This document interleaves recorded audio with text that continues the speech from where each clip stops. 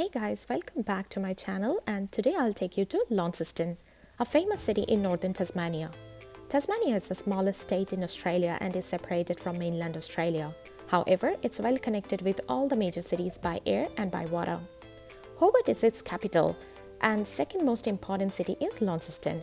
It's roughly 2.5 hours driving distance between these two major cities. Today, I'm going to talk about Launceston.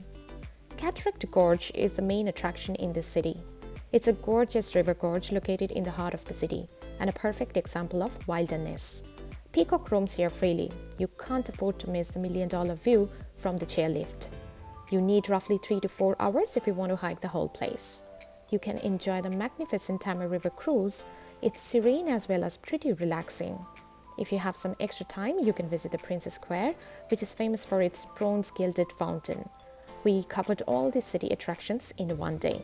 The reason we travelled to Launceston was to visit Cradle Mountain and Wineglass Bay.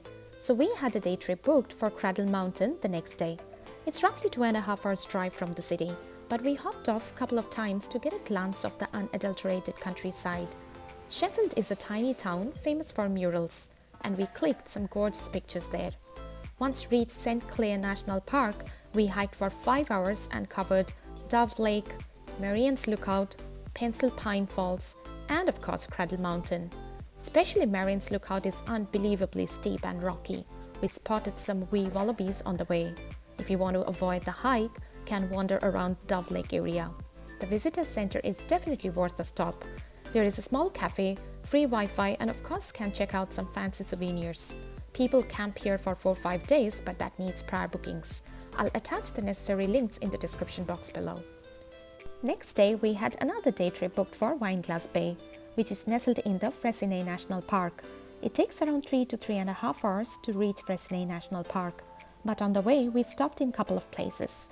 Our first stop was East Coast Nature World, where we spent an hour with animals and enjoyed some shows with kangaroos, wallabies, white peacock, Tasmanian devil, Tasmanian duck, jam-packed animal kingdom. There is a small cafe with Sylvan Touch where we enjoyed our big brekkie. Then we traveled through the green and gorgeous town Swansea, famous for its natural beauty. Once reach Freycinet, park your vehicle and explore the national park by walk. At the entrance, there is a very beautiful lookout point to have a glance of the beautiful national park rimmed with crystal clear blue water. A perfect spot for photo shoot. From there, it's a moderate uphill walk of around 45 to 60 minutes to reach the Wineglass Bay lookout point. It exactly looks like a wine glass. It's well worth to dribble the sweat. If you want to touch the beach, it would be another 2.5 hours round trip walk. Honeymoon Bay is just 15 minutes drive away from this national park, famous for its quiet beach with full of seagulls around, a perfect place for beach shoot. Then we had a brief stop at the Freycinet Marine Farm for anyone interested in the local oysters, mussels fresh from the pristine water. We tried some fresh oysters with squeezed lemon and it was heaven. If you touch down Tasmania and don't visit any vineyard, then your trip is incomplete. Rent a car and visit Tamar Valley. It's a verdant valley sequined with plenty of vineyards.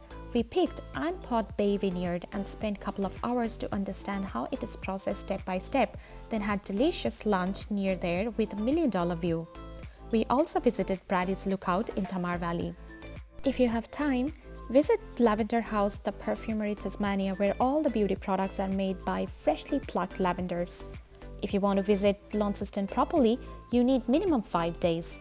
Don't miss Bay of Fires, which is famous for its orange rocks. The lichens are responsible for this orange tinge on the granites, and it looks like fire from far. The area is also famous for kayaking, snorkeling, and diving with scenic reefs, corals, and abundant sea life. The beach is pristine and bordered with white sand. You may spot some dolphin as well. If you are traveling in December-January, don't miss the Bright Soul Lavender Farm, which is just an hour drive from Launceston City. We traveled in mid-autumn, so we enjoyed the fall colors but not the lavenders. This was my Tassie experience in a nutshell.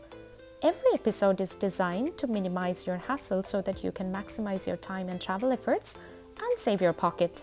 I have added the trip-related links and the tips and tricks in the description box below. If you have any question about Launceston tour, you can ask me in the comments section. I'll get back to you as early as possible. If you find this video helpful, don't forget to like, share and comment, and please press the bell icon to subscribe my channel. See you soon with the next interesting episode. Till then, take a good care of yourself. Bye bye.